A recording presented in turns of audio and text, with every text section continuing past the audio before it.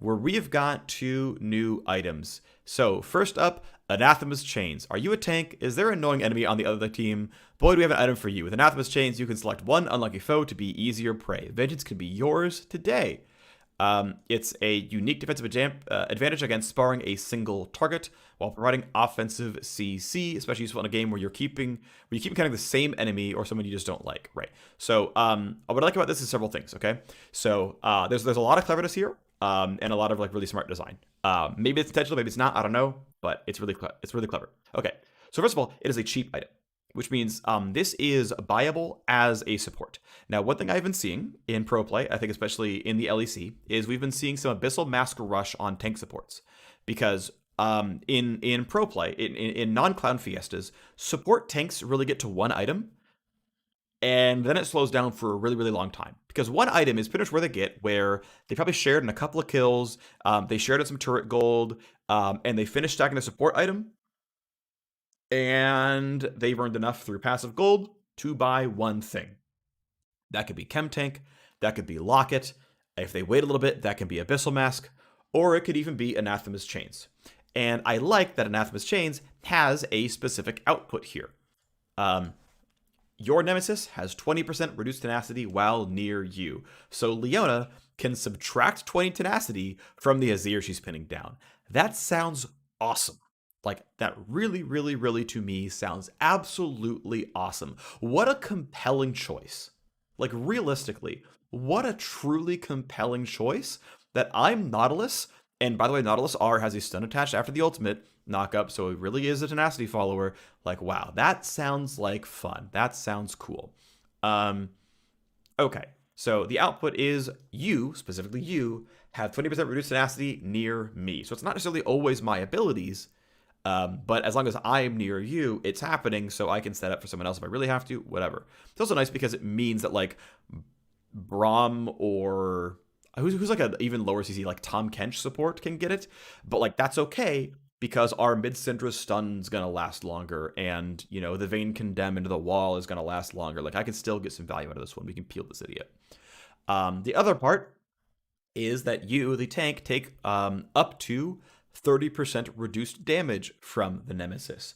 30% reduced damage is a lot, by the way. I've got some math for that down the line. We'll talk about that in the future. And by the way, it is not meant to be an in-combat, like, switch your champion active. You get basically one stack. So it's a 90-second cooldown. So if you pick wrong, it's going to be wild to get it back. It's a global range. So you can just, like, okay, I bought it. It's you. Must be used out of combat, by the way, so you really can't choose new targets in combat. And again, even if you're like, oh, a Kali got picked off and now a team fight's starting, let me go click on Ashe. It's like, well, you're getting 1% reduced damage per stack, and it stacks over 60 seconds. So, like, did you get anything out of that? No, you didn't, so don't bother, which is good. Like, I think the design work here of, like, no, please don't target swap, it's not a real active, that's good. Like, I am happy about that. One thing I actually wouldn't hate, that would be kind of weird, and it's maybe not worth, is if players literally forget to use this, and when you buy it, it picks a random champion to vow, but doesn't burn the cooldown. And the same, by the way, for, like, Zeke's Harbinger. Just like when you buy Zeke's, it just, like, snaps to the highest active champion on your team, but just gives you the active in case you, like, forgot.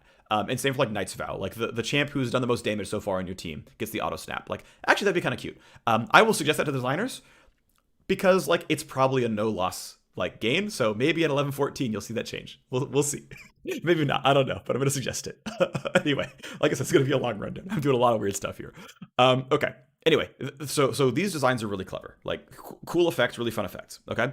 Let's talk about more what's clever. Okay. So 2500 gold for 650 health is not terribly efficient, whatever. But I want to talk about one thing.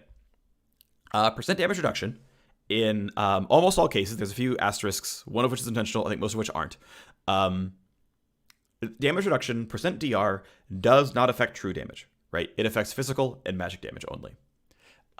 So what's nice about Anathema's Chains is it's just a block of health, which sure, of course, also affects physical and magical damage, but, like, outside of Warmogs, literally nothing else in the game has this much health. Like, this is number 2. Period. And it's 2,500 gold. So I'm actually reasonably confident that the health per gold is maybe the highest in the game. So I know that, Like I have a friend who hates Camille, and valid, whatever. Everyone has their own champions they hate. But he's like, Camille's gonna be so OP with this item, or gonna be OP now because she gets to ignore Anathema's chains, and that's only partially true. Because instead of like someone buying Anathema's chains, they bought like a Thornmail, which had much less health than Anathema's chains has. Also, it costs more. Now maybe you still buy Thornmail because you want the healing reduction, and that's all relevant and fine. But like, if we're in a high Anathema's chains metagame, people have more health than before, which is the only stat that matters against true damage, and it's very, very, very cheap. So I'm going to kind of assume the like high health, no other stats, at least durability wise, is a like, hey, it's still good against true damage because again, it's still your highest health item. It's not Warmogs, so pretty good here. And again, so yeah, and it just kind of fits, right? I think that's great. So ability haste, just cool, rounds it out. It's just giant spell Kindle Gem just to have kind of like an interesting path. And oh yeah, here's Zaya Q damage, by the way, assuming you max it second. I know we're like way back in the past here. Oh yeah, I forgot to hide these rows. This is my like stuff that I copy and paste. And I just forgot to like hide rows when I was like finished doing this at like 2 a.m. a few days ago. All right, so Anathema's chains. We're just gonna scroll up here and just kind of go one at a time. All right.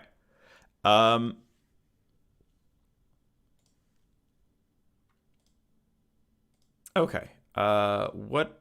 Let's see. What is this?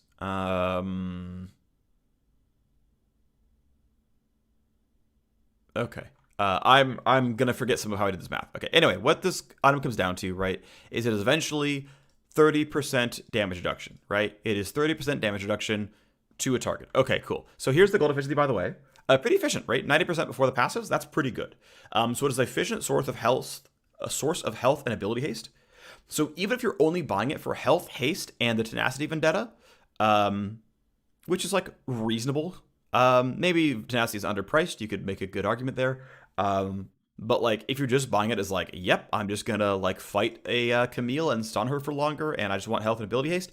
Actually, not horrible there. But 30% damage reduction. Okay, what does that mean? Well, what this number is, what this 530 is I said, okay, let's pretend it's 35 armor and 35 magic resist, but my target is only ever 40% of damage given. Right, and so what I'm saying with this basically is like, hey, if I'm gonna take like, oh yeah, right, if I'm taking, right, this is what I'm implying, right? So I'm basically implying that 30% damage reduction is functionally equivalent to 70 of the relevant damage type. Like let's say I'm counter building top Kled, right? 70 armor as a tank is roughly equivalent to 30% damage reduction. Keep in mind that if I am at 100 armor already, so let's say for example, right? We're just gonna move on. I'm not gonna do all the brain math while live. Just like the numbers are pretty accurate. Okay, 70 armor or 70 MR against Cassiopeia or against Kled for a like mid game tank is roughly 30% damage reduction. Like that's about right. Okay, so yes, right. So we're saying this, right? We're saying that this is functionally valued at about 70 armor or 70 MR. So what this is, well, I'm averaging the two. So I'm basically saying, well, it's 35 armor and 35 MR. Now, sometimes you're against really hybrid champions where you actually have to somehow get both stats, and that can be difficult. But like, on average, this is worth 35 armor and 35 MR against X, right? Against whoever you choose. And I'm also saying that you're picking a target that is 40% of the damage you take, which means I'm only getting 40% of the value of 35 armor and 35 magic resist. So divided by 2.5 is 40%, unless I'm really trolling, but I'm pretty sure I'm right here. And so that means we can value 30% damage reduction against a single target in an average game at 530 gold worth of stats. Plus negative tenacity means, wow, yeah, this item looks really good. We're at like 117% gold efficiency. Okay, that's not bad. And of course, you have control over when you buy this item.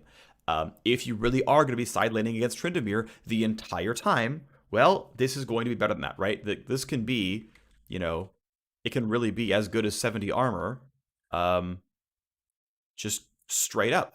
And wow, this item is absurdly efficient. Of course I buy this. So, at max, right? That's what it can be. So, yeah, this item is definitely good enough to be worth buying in the cases where it's good, which is you pick the right target, you're getting value out of the tenacity negation, and yeah, you're a tank. You use health and ability haste and whatnot. Now, that said, I want to point one thing out. Um, right, like let's say I really am getting like for reference, right? Like I'm spending 2,500 gold on 650 health and up to 70 armor basically. You could for a similar price point buy a guardian angel. So if you are Ash trying to survive against Talon, um, it's gonna be. I mean, the health versus the revive is a debatable topic for sure. The DR versus the armor is gonna be really close, all things considered. Um, anyway, it's gonna be up to your your determination there. But yeah, arguably Anathema's chains can be even valuable enough um, on a on a squishy, trying to hate on one champion. It's a possibility. I'm not sure you're going to do it, but it's maybe a possibility. In the way that like you could buy Randuin's on an AD carry, and in fact some champions do. So again, I think it's a cool